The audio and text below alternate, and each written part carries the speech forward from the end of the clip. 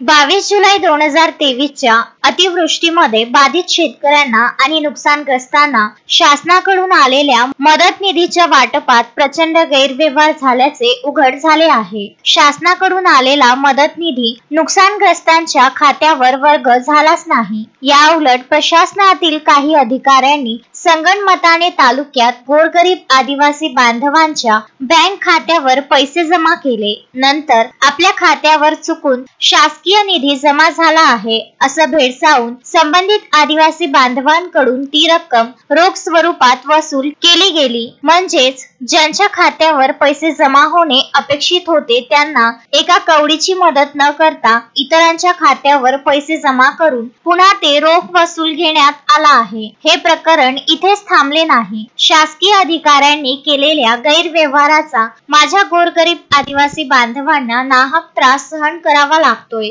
प्रशासनातर्फे या आदिवासी बांधवांना नोटिसा दिल्या जात असल्याने माझे आदिवासी बांधव तणावाखाली आहेत। या सर्व प्रकरणाचा तिढा सुटावा म्हणून एसडीओ साहेबांची भेट घेऊन आर्थिक गैरव्यवहारात अडकलेल्या महसूल अधिकाऱ्यांची नार्कोटेक्स करावी, संबंधितांवर कडक कारवाई करावी, तसेच अतिवृष्टी बाधित शेतकरी आणि नुकसानग्रस्तांना तातडीने मदत निधी मिळावा अशी मागणी राष्ट्रवादी काँग्रेस शरदचंद्र पवार पक्षाचे नेते प्रसेनजित पाटील यांनी शासनाकडे केली।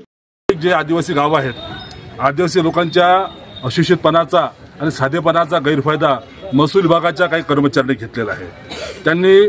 त्यांना सांगितलं की तुमच्या खात्यामध्ये तुम्हाला मोबदला मिळून आलेला आहे वगैरे वगैरे, वो साहब लोगों को देना पड़ता, ये करना पड़ता, वो करना पड़ता, असं करून ज्याच्या खात्यामध्ये 95,000 जमा झाले त्यातले 5,000 त्याच्याजवळ दिले, 10,000 त्यावर ठेवले आणि उर्वरित पैसे त्यांनी त्या ठिकाणाहून त्यांच्या स्वतःच्या ताब्यात घेतले।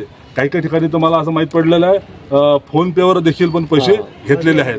म्हणजे 4-2 पोरं आहेत ते पण आहेत। बहुतांश पैसे त्या ठिकाणी त्यांनी बाय कॅश कोणता पुरावा न ठेवता घेतलेले आहेत। आता काय झालेलं आहे, आर्थिक गुन्हे अन्वेषण शाखेकडे तो मुद्दा त्यांनी गव्हर्नमेंटने दिलेला आहे आणि आता या नोटीस या शेतकऱ्यांना येऊन आलेल्या आहेत की तुम्ही तुमच्या भरलेला तुमच्याकडे अपात्र असताना जो आलेला 95,000, 90,000, 80,000, 1 लाख जो काय निधी आला असेल तो तुम्ही तातडीने परत करावा, अन्यथा तुमच्यावर पोलीस केस होतील।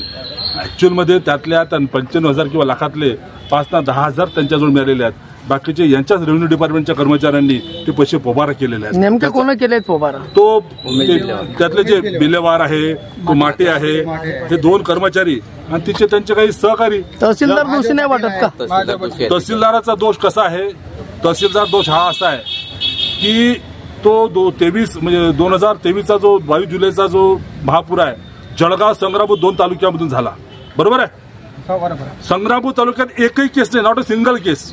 मग तिच्या तहसीलदाराचं मी इथं जाहीररित्या या ठिकाणी अभिनंदन करतो की त्यांनी कुठेही केटल्यांना त्या ठिकाणी केटल्या ज्या आमच्या दोन्ही तालुक्यात केटल्या खूप आता वाजायला लागलेल्या आहेत, त्या केटल्यांना तिथं जागा दिली नाही, त्यामुळे तिथं गैरप्रकार घडला नाही। पण आमच्या तालुक्यात त्या केटल्या एवढ्या गरम झालेल्या आहेत की त्यांनी आमच्या या तहसीलवर पुरा कब्जा केलेला आहे आणि यातून गैरमार्गानं करोडो रुपये लोकांचे सायफन केलेले आहेत। शासनाचा करदात्याचा पैसा सायफन केलेला आहे आणि बदमाशी झालेली आहे आणि तो पैसा त्याचा वाटप कुठे झाला असेल हा माझं तर म्हणणं आहे। ते बिलेवार आणि तो बाटे ते तर छोटे मोहरे आहेत, बडे मोठे मोहरे जर पाहिजे असतील तर त्यांची कोणती टेस्ट म्हणतात ती नार्को अनालिसिस टेस्ट, ती टेस्ट घ्या, दूध का दूध पाणी का पाणी होऊन जाईल। त्याच्या तोंडातून जे नाव येतील असेल हिंमत या इच्छा प्रतिनिधींची किंवा राज्यकर्त्याची तर त्यांनी नार्को टेस्ट घ्यावी आणि कोणी त्यातले पैसे घेतलेले आहेत ते पैसे कोणाकोणाला गेलेले आहेत ते दूध का दूध पाणी का पाणी होऊन जाईल। मनीष ताडे, विदर्भ न्यूज, जळगाव जामोद।